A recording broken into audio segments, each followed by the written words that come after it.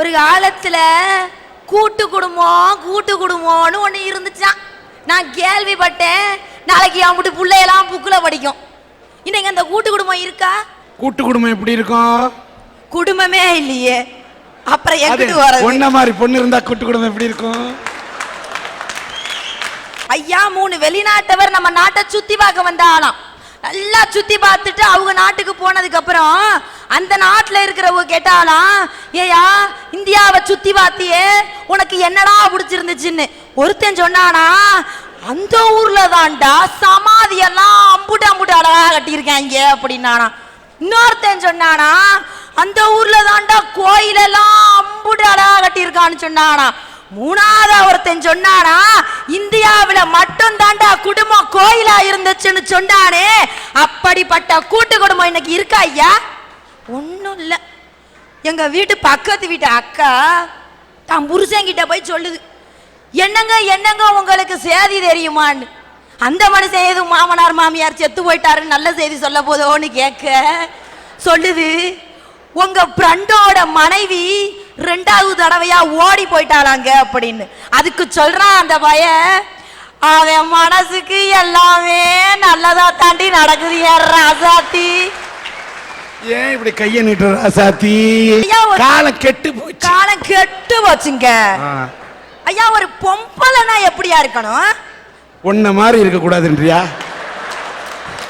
இல்ல சொல்லுதாயே. சீவி முட்டிச்சு சிங்காரிச்சு செவத்த நெத்தியில போட்டும் வச்சு ஆசை தீர மாப்பிள்ளை அழகை கட்டி தழுவும் கன்னி பெண்ணே. சீவி முட்டிச்சு சிங்காரிச்சிருக்கணும். இன்னைக்கு வீட்டு வாசப்படியில அம்புடு பேய் மாதிரி விரிச்சு போட்டு தெரியுது. இதுல பார்த்தா விளக்குமா? முதல்ல ஒண்ணு வேணாம். பொம்பளை புள்ள அப்படி வலிச்சு சீவி வாகெடுத்து பின்னணியா முதல்ல. இன்னைக்கு 5 வாய் கலப்பைய உழுத மாதிரி தெரியுதுங்க. அக்கா, இப்படி வாய்க்கிலேயே பேசுறீங்கல்ல, நீங்க முதல்ல வாகெடுத்துக்கலான்னு பாருங்க. வாடிய ராசாத்தி. ஐயா, நான் இப்ப பிறந்த வீட்டுல இருக்கேன், அதனால ஒரு பக்கமா சீவி இருக்கேன். புகுந்த வீட்டுக்கு போவேன் இல்ல, அப்ப 2 பக்கமா சீவுவேன். எல்லாம் வாருவேன். வரல மாமியார் ரோட்டுக்கு வந்துடாம பாத்துக்கோங்க. ஏயா, இதுக்காக மாமியா இல்லாத வீட்டுல மாப்பிள்ளை பார்க்க முடியும்? எனக்கெல்லாம் மாப்பிள்ளை கிடைக்கிறதே பெரிய விஷயமா போய் கிடக்கு இந்த நேரத்துல. இந்த இளைஞன் படுத்துற பாடு தெரியுமா? சிகப்பான பொண்ணுதான் வேணுமா? மேட்ரே இங்கதான் வர. இப்பதான் நீ மேட்ரே ஓபன் பண்ற.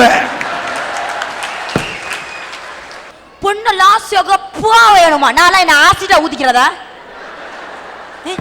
ராமன் கருப்பு என்றால் ரசிக்கின்றார்கள், ராமன் கருப்பு என்றால் ரசிக்கின்றார்கள், ராமாயி கருப்புனா வெறுக்கிறாங்க.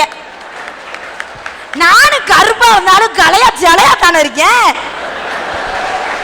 காமெடிக்கு பண்ணலையே ஐயா. இல்ல, உண்மையா சொல்றேன், நான் அழகுன்னு. ஏன் ஐயா, நான் ஒரு ரோட்ல நடந்து போயிட்டு இருந்தேன். என்னையையும் பார்த்து ஒரு பையன் ஒரு பாட்டு வான்னா. அவனுக்கு கோயில் கட்டும் தாய் கட்டிருவா. காதல் வந்தால் சொல்லி அனுப்புனா. எனக்கு கோபம் வந்துச்சு. திருப்பி கேட்டேன், ஏன்டா எடுபட்ட பையில காதல் வல்லைனா என்னடா பண்றதுன்னு. ரொம்ப பீத்திக்காத, உன் தங்கச்சி இருந்தா அவளையாவது அனுப்பி வைட்டு போயிட்டேன். ஐயா, உங்க இளைஞனோட மதிநுட்பத்துல தீய வச்சு கொளுத்த எங்கெல்லாம் போறான். இன்னைக்கு இந்த செல்லுபோன படுத்துற பாடுபாடு. ஒரு பையன் 1 மணி நேரமா பேசிக்கிட்டு இருக்கான், என்ன பேசுறான்னு தெரியல. ஐயா, முன்னாடி எல்லாம் மணி அடிச்சா உள்ள ஓடுவோம், இப்ப மணி அடிச்சா எல்லாரும் வெளியே ஓடியாரோம். சிக்னல் கிடைக்கலையா? உண்மையில சொல்றேன், இந்த செல்போன் கண்டுபிடிச்சவனு மட்டும் நான் கண்டுபிடிச்சேன்னா அந்த ஆள்கிட்ட ஒரு கேள்வி கேட்க வேண்டியிருக்கு. முந்தா நாள் இந்த செல்போனால ஒரு ஆள்கிட்ட உதவ வாங்கிட்டு வந்தேன். சிம் இல்லையா? இல்ல சார், பஸ்ஸில் ஏறி நான் காரைக்குடி பஸ்லேருந்து ஏறி திருப்பத்தூர் வரைக்கும் உட்காந்துருந்தேன். நான் பாட்டில் உட்காந்து என் பக்கத்தில் ஒருத்தர் ஏறி வந்தார். தம்பி இது பிள்ளையார் வெட்டி போகுமான்னாரு. போகும் உட்காருங்கண்ணே. வந்த ஒன்று சொல்லுங்கன்னாரு. சொல்கிறேன்னே. வந்துச்சு. திருப்பத்தூருக்கு முன்னாடியே குன்றக்குடி இருக்கா இல்லையா, இந்த குன்றக்குடி பஸ் ஸ்டாப்பில் பஸ் நின்றுச்சு. ஒருத்தன் ஜெல்லை எடுத்தேன். ஹலோ மாப்பிள்ளை என்னென்ன வந்துட்டியா விளையாடான்னு அவன் கேட்டுருப்பான் போல. இந்த பிள்ளையார் வெட்டி பஸ் ஸ்டாப்லாம் நிற்கிறேன், நேராக வாடுறான்னா. இந்த ஆள் என்னையும் பார்த்தான் அவனையும் பார்த்தான். இப்படி பார்த்தான். ஏன்டா மானங்கட்டவில் பேண்ட் ஷர்ட்லாம் போட்டிருக்கேன், வாத்தியார் மாதிரி தெரியுதுன்னு உன்ட்ட கேட்டா. உனக்கு தெரியாட்டுன்னா சொல்ல வேண்டியதானே. உனக்கெல்லாம் மான சூடு சொன்னா இருக்கான்னு 8 ஒரு அறை விட்டு குன்றக்குடியில் இறங்கிட்டாயா. இந்த உண்மையில சொல்றேன், இந்த செல்போன் யாராவது 35 ரூபா சில்லறையா வச்சிருந்தா கொடுத்து செல்போன் இங்கே தந்துட்டு போயிடுறேன். 17 ரூபா அம்பாசி இருந்தா கொடுங்க, தந்த புள்ளோட்டு வாங்கி தந்துட்டு போறேன். ஒண்ணு இல்லைங்க, ஊரெல்லாம் செல்லு வச்சிருக்கீங்களேன்னு ஆசைப்பட்டு எங்க அம்மா கிட்ட அட்டம் புடிச்சு ஒரு செல்லு வாங்கினேன். ஒரு வாங்கின செல்லு எவனா விட்டானா சொல்லு. அந்த கொடுமையை ஏன் கேக்குறிய? ஒருத்தன் SMS அனுப்பல, அனுப்புனா 3வது நாள் கண்ணே என்னைய கண்ணே உன் கண்ணு இருக்குல்ல கண்ணு அது திங்கள், உன் உதடு இருக்குல்ல உதடு அது செவ்வா, உன் மூஞ்சி இருக்குல்ல மூஞ்சி அது புத, உன் கண்ணு இருக்கே கண்ணா அது வியாழே, என் தங்கமே உன் உடம்பு இருக்கே அது வெள்ளி, மொத்தத்துல நீ சனின்ட்ட. ஏம்மா உன்னையெல்லாம் ஜனின்னு சொல்லாம வேற யாரத்தான் ஜனின்னு சொல்றது? நீ அப்படியே இருக்கியா இல்லையா? ஐயா ஒண்ணுமில்ல, இன்னைக்கு நிகழ்ச்சிக்கு வர்றதுக்காக பஸ் ஸ்டாண்ட்ல இறங்கினேன். எங்க அம்மாவுக்கு போன் பண்ணணுமேனு பூத்துக்கு உள்ள போறதுக்காக போனேன். அங்க ஒரு 80 வயசு கிழவி, யப்பா லைஃப் டைம் கார்டு இருந்தா கூடு, அது லைஃபே 1/2 மணி நேரமோ 1 மணி நேரமோ தான். அது லைஃப் டைம் கார்டு வாங்கி செத்து போன புருஷனுக்கா பேச போது? உங்க செல்போன் வளர்ந்திருக்க வளர்ச்சியை கொண்டு போய் எங்கயா சொல்றது? இப்படிப்பட்ட ஆன்மீகமும் அரசியல்வாதிகளும் மக்களும் பெண்களும் இன்னைக்கு சொத்தா இல்லையா? சொத்தையாத்தா இருக்காங்க, சொத்தையாத்தாயா இருக்காங்க. எங்க அம்மா அப்பா தான் எனக்கு ஏதாவது சொத்து சேர்த்து வச்சிருப்பாங்கன்னு போய் பார்த்தேன். அங்கேயும் ஒண்ணும் இல்லை. அல்ல இந்த ஊராவது ஏதாவது சொத்து சேர்த்து வச்சிருக்கான்னு போய் பார்த்தேன். எல்லாமே சொத்தையாதாயா போய் கிடக்கு. அதனாலதான் சொல்றேன், நானும் சொத்தையா போய் வந்துதாயா சொல்றேன் எல்லாமே சொத்தன்னு. ஐயா ஒரு மருத்துவன் தவறு செய்தால் 6 அடி நிலம் நஷ்டம். ஐயா 6 அடி நிலம்லாம் இன்னைக்கு பிதைக்கிறது இல்ல. பாம்பேல பாருங்க 2க்கு 2 வெட்டி நட்ட குத்தல இறக்கிக்கிட்டு இருக்காங்க. 6 அடி நிலம்லாம் இல்ல. ஒரு மருத்துவன் தவறு செய்தால் 6 அடி நிலம் நஷ்டம். ஒரு வழக்கறிஞன் தவறு செய்தால் 3 முழ கயிறு நஷ்டம். ஒரு ஆசிரியன் தவறு செய்தால் மட்டும்தான் ஒரு சமுதாயமே நஷ்டங்கிறத இன்னைக்கு எத்தனை ஆசிரியர் புரிஞ்சுக்கிட்டு நடத்துறாங்க? நீங்க இப்ப என்ன படிக்கிறீங்க? 1ஆம் ஆண்டு MBA. MBA. ஆசிரியர் செய்த தவறுனால நீங்க MBA படிச்சு வந்துட்டீங்க. அதுக்கெல்லாம் நான் விளக்கம் பின்னாடி கொடுக்குறேங்க ஐயா. இப்படிப்பட்ட ஆசிரியர்கள்லாம் இன்னைக்கு சொத்தான். நான் ஏன் ஊரு கதையெல்லாம் சொல்லுவானே, என் கதைய கேளுங்க. நான் ரொம்ப நல்லா படிக்கிற புள்ள, அப்படி படிப்பேங்க. உன் முகத்திலேயே தெரியுதுமா. என்னைய தூக்கி போட்டு மிதிக்காத டீச்சரே கிடையாது. நெசமாத்தேன், என்னைய பார்த்தா தெரியுது எம்புட்டு வாங்கியிருக்கேன். தெரியுது. ஒண்ணுமில்லங்க, நான் 8வது படிச்சு முடிச்சுட்டு பள்ளிக்கூடம் விட்டோன்னே நாங்க சிட்டாட்ட பறப்போமே, அப்படி பறந்து வீட்டுக்கு போய்கிட்டு இருந்தேன். எங்க 8ஆம் டீச்சர் என்னை இங்க வா நிசான்னு கூப்பிட்டுச்சு. நான் நல்லா படிக்கிற பிள்ளையில ஏதோ சொல்லி கொடுக்க போதான்னு விறுவிறுன்னு போய் கைய கட்டி என்ன டீச்சர்ன்னு விட்டுச்சு. நான் ஆடுறேன். மற்ற பிள்ளையா இருந்தா திருப்பி கேட்டிருக்குங்க. நான் ரொம்ப நல்ல பிள்ளைங்கிறதுனால அம்புட்டு அடியையும் வாங்கிக்கிட்டு, என் டீச்சர் நான் எதுவும் தப்பு செஞ்சேனான்னு கேட்டேங்க. அதுக்கு அந்த டீச்சர் சொல்லுது, ஒண்ணுமில்ல என் கை பர்றன்னு இருந்துச்சு, அதான் உன்னைய தூக்கி போட்டு அடிச்சேங்க. நான் தெரியாம தான் கேட்கிறேன், அந்த டீச்சர் தூக்கி போட்டு அடிக்கிறதுக்கு நான் என்ன அந்த அம்மாவோட புருஷனா? புருஷன் அடிக்க முடியலன்னு தானே ஒன்னு அடிக்குது. ஒண்ணுமில்லங்க, எங்க ஊர்ல ஒரு பள்ளியோடம் இருந்துச்சு. அங்க என் தோழி வேலை பார்த்துச்சுன்னு அந்த பள்ளியோடத்துக்கு போனேன். அங்க ஒரு டீச்சர் பாடம் நடத்துதுங்க. டே பசங்களா, கம்பராமாயணத்துல ஒரு சீனு பயசறான்.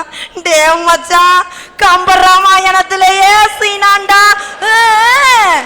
நடத்துங்க நடத்துங்க. டீச்சர் நடத்துது.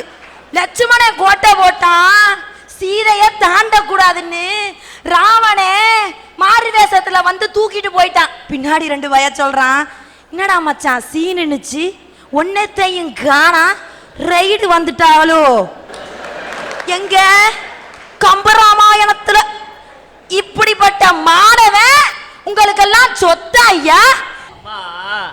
கம்பராமாயணத்தை சீனுன்னு அப்படி கொச்சப்படுத்தாதம்மா. கம்பராமாயணம் ஒழுக்கத்தை சொன்ன மிகப்பெரிய இலக்கிய சொத்துமா. கும்பிட்டும் வேணாம், இந்த கல்வி படாத பாடுபட்டுக்கிட்டு இருக்கே ஐயா. உங்களுக்கு SMSல என்ன வரும்? என்ன மாதிரி அழகான பொண்ணுக்கு ஐ லவ் யூன்னு கூட வரலாம். ஆ, பார்த்து இன்னைக்கு எஸ்எம்எஸ்ல என்ன வருது? எம்பிஏ சீட்டு 50,000 எங்க காலேஜுக்கு வாங்க, எம்சிஏ 55,000 எங்க காலேஜுக்கு வாங்க, டிஸ்கவுண்ட் தர்றோம். எதுக்கு? படிப்புக்கு டிஸ்கவுண்ட் தர்றானே. இப்படிப்பட்ட கல்வி இன்னைக்கு நமக்கு சொத்தா? ஏன்னா அந்த படிப்பு அவளை செல்லுபடி, அதனாலதான் தரான் தள்ளுபடி. எப்படி? கடைசி பெஞ்சில இருக்க பயலுவ கூட காசு கொடுத்தா கிடைச்சிருமுடா கல்விங்கிறானே. அப்படி கொண்டு வந்துட்டீங்களா அந்த நிலைமைய? ஒண்ணும் இல்ல, இப்ப சொல்றேன் கேட்டுக்கங்க. இளைய சமுதாயமே ஆளுக்கு ஒவ்வொரு தட்டை வாங்கி வச்சுக்கங்க. பின்னாடி நமக்கெல்லாம் பிச்சை எடுக்க தேவைப்படும். அந்த தட்டு ஒண்ணுதான்டா நமக்கு சொத்து, மற்றதெல்லாம் நமக்கு சொத்துன்னு சொல்ல வந்திருக்கேன் ஐயா. ஆத்தா காந்திமதியே தோத்தா. புதுக்கோட்டையைச் சேர்ந்த இந்த ஜாஸ்மின் என்பவர் ஜாகிர் ஹுசேன் என்ற இவரை மணந்தார். 2 குழந்தைகள் இவருக்கு இருக்கின்றது. இவரது கணவர் ஜாகிர் ஹுசேன் கொஞ்சம் பணத்தை எடுத்துக்கொண்டு வியாபார நிமித்தமாக மும்பை சென்றார். வியாபார நிமித்தமாக மும்பை சென்றவர் இதுவரை திரும்பி வரவில்லை. மும்பைக்கு சென்றவர் திடீரென்று பெங்களூரில் இருந்து ஒரு ₹1 நாணயத்தை போட்டு பேசக்கூடிய தொலைபேசியில் இருந்து பேசியிருக்கின்றார். கொஞ்சம் புத்தி பேதலித்தது போல அவர் பேசியிருக்கின்றார். அதன் பிறகு இன்று வரை அவரிடமிருந்து ஒரு தொலைபேசி கூட வரவில்லை. அவர் தொலைந்து இத்தனை நாட்களாகிறது. பணம் தொலைந்தால் பரவாயில்லை, கட்டிய கணவரே தொலைந்து விட்டாரே. அவர் எங்கிருக்கிறார், எப்படி இருக்கின்றார், என்ன நிலையில் இருக்கிறார் என்று தெரியாமல் தன்னுடைய கையில் இருக்கக்கூடிய 2 குழந்தைகளை வைத்துக் கொண்டு இந்த ஜாஸ்மின் கண்ணீர் வடித்துக் கொண்டிருக்கின்றார். இந்த ஜாகிர் ஹுசேனின் படத்தை இங்கே இந்த சன் டிவியினுடைய அரட்டையரங்கத்தில் காட்டுகின்றோம். இதை காணக்கூடியவர்கள் இந்த ஜாகிர் ஹுசேனை எங்கேயாவது பார்த்தால், ஒருவேளை இந்த நிகழ்ச்சியை பார்க்கக்கூடிய ஜாகிர் ஹுசேனாவது இதை கண்டால் தன்னை இழந்து தவிக்கக்கூடிய அவரது மனைவியையும் அவருடைய குழந்தைகளையும் எண்ணி பார்க்க வேண்டும். பிரிந்திருக்கக்கூடிய கணவனும் மனைவியும், பிரிந்திருக்கக்கூடிய தந்தையை இந்த குழந்தைகள் சேர்ந்து அந்த குடும்பம் இனிதே வாழ வேண்டும் என்று எல்லாம் வல்ல இறைவனை பிரார்த்தனை செய்கிறேன். இந்த சன் டிவி அரட்டை அரங்கத்தில் இதை ஒரு கோரிக்கையாக வைக்கின்றேன். எங்கிருந்தாலும் அவர் தன்னுடைய மனைவி எண்ணி பார்க்க வேண்டும் என்று எல்லாம் வல்ல இறைவனிடத்திலே என் பிரார்த்தனை வைக்கின்றேன்.